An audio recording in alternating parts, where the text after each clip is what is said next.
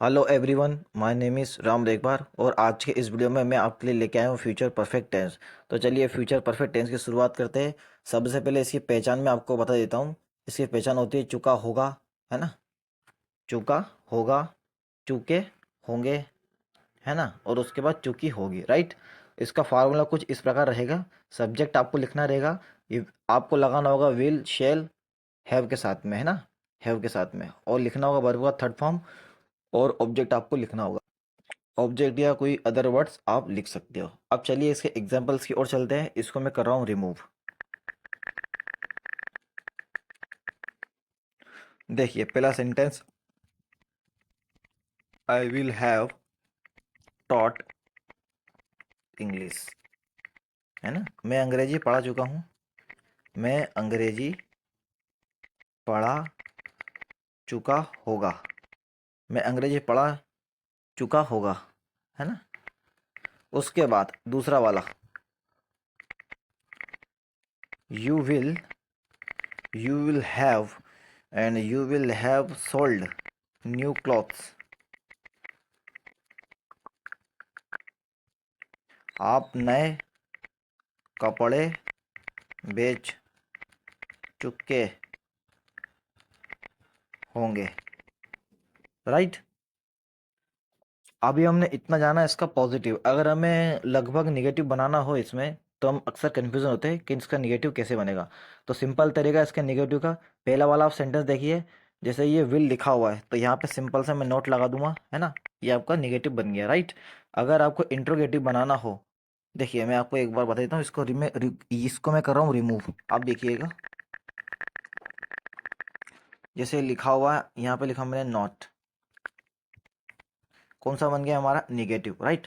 अगर इसको हमें बनाना हो इंट्रोगेटिव, तो इंट्रोगेटिव के लिए क्या करना पड़ेगा, विल पहले आएगा और आई बाद में आएगा, है ना। आगे पीछे हम कर देंगे। और सबसे महत्वपूर्ण वाली बात यह है, यहाँ पे हम क्वेश्चन मार्क लगा देंगे। इसका अर्थ क्या हो जाएगा, क्या मैं, क्या मैंने, एक मिनट, क्या मैं अंग्रेजी पढ़ा चुका होगा, होगा या होगा, है ना। तो ये आपको समझना, और बेहद जरूरी बात, यहाँ क्वेश्चन मार्क लगाना बहुत जरूरी है, ठीक है। अब एक सेंटेंस में और बना देता हूँ बहुवचन का, उसके बाद मैं बनाऊंगा एक वचन के सहारे, राइट। देखिए इसको मैं कर रहा हूँ रिमूव, और यहाँ मैंने टाइप करा, नंबर अपना एक ही रहेगा, वी। अब शैल से बनाता हूँ, वी शैल हैव, है ना। We shall have played the game, ठीक है। हम गेम खेल चुके होंगे, हम गेम खेल चुके होंगे, हम गेम खेल चुके होंगे, राइट। सिंपल सा तरीका है ना। अब इसका निगेटिव में दूसरा नंबर डाल के निगेटिव बनाता हूँ, वी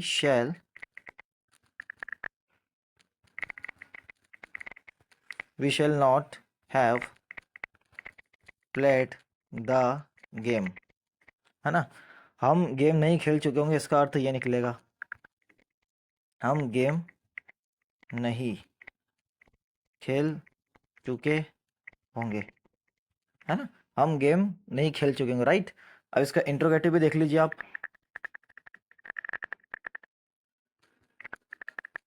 ये मैं इसको तीसरा नंबर डाल देता हूँ, shall we have played the game. क्या लगाया हमने, क्वेश्चन मार्क। क्या हम गेम खेल चुके होंगे, है ना। सिंपल तरीका। और यह मैंने वापस लगा दिया है क्वेश्चन मार्क, क्या हम गेम खेल चुके होंगे, राइट। अब चलते हैं हम और सिंगुलर के सारे बनाने सब्जेक्ट के, है ना। जैसे ही, शी, है ना, और किसी का नाम के साथ में, राइट। तो चलिए शुरुआत करते हैं। इसको मैं कर रहा हूँ रिमूव। आशा करता हूँ आपको ये समझ में आ गया होगा। उसका भी जस्ट ऐसे ही बनेगा, मैं आपको बना के दिखा देता हूँ। ही शैल से बनाता हूँ, ही शैल हैव,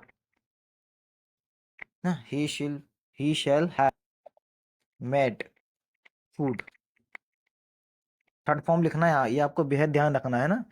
मेक होता है फर्स्ट फॉर्म, और मेड मेड, मेट और मेड, ये दोनों फॉर्म सेम ही लगते हैं सेकंड और थर्ड फॉर्म के, लेकिन आपको यहाँ थर्ड फॉर्म लिखना है, राइट। सी भी ये फ्यूचर परफेक्ट टेंस ही एक ऐसा टेंस है, और बाकी जितने भी परफेक्ट टेंस है उसमें आपको थर्ड फॉर्म लगाना ही लगाना है, ये आपको विशेष ध्यान रखना है। वह खाना बना चुके होंगे, वह खाना बना चुके होंगे। अब इसका निगेटिव,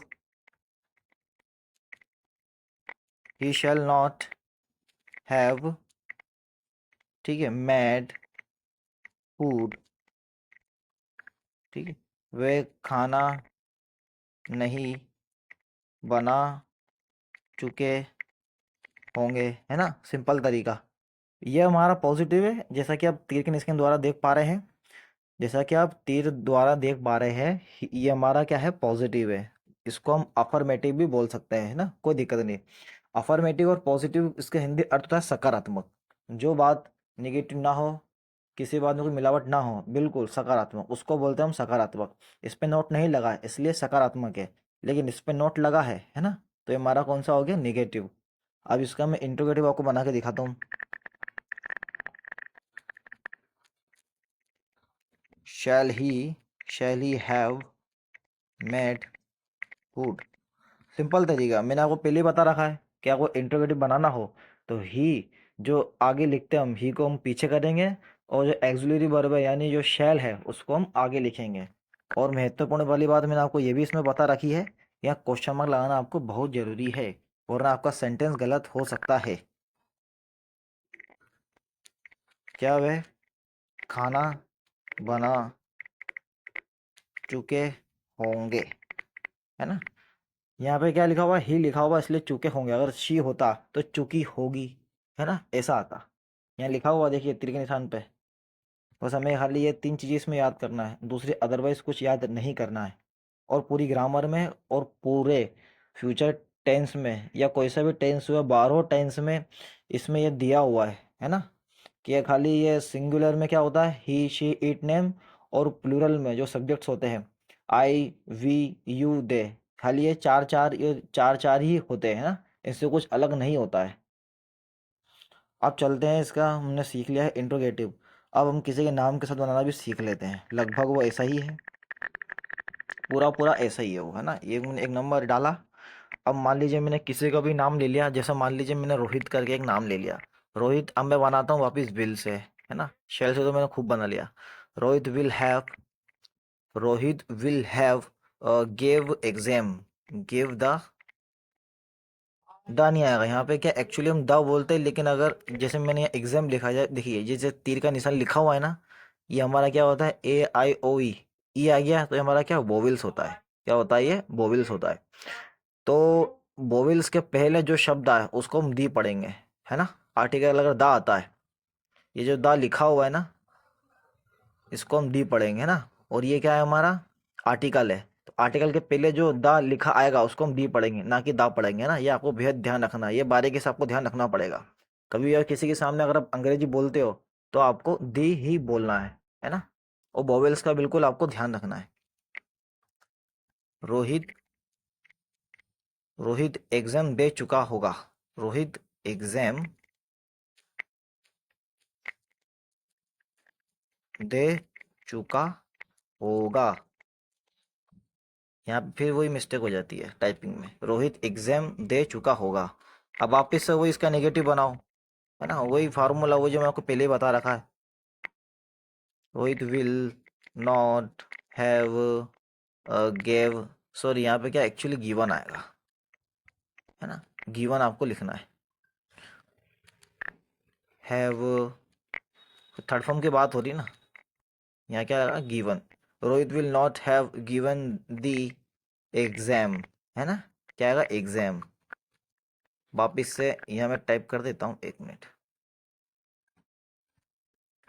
रुक जाइए आप। रोहित एग्जाम दे चुका, रोहित एग्जाम नहीं, बस यही इसका ध्यान रखना पड़ता है अपने को, क्या, रोहित एग्जाम नहीं दे चुका होगा, है ना। रोहित एग्जाम नहीं दे चुका होगा।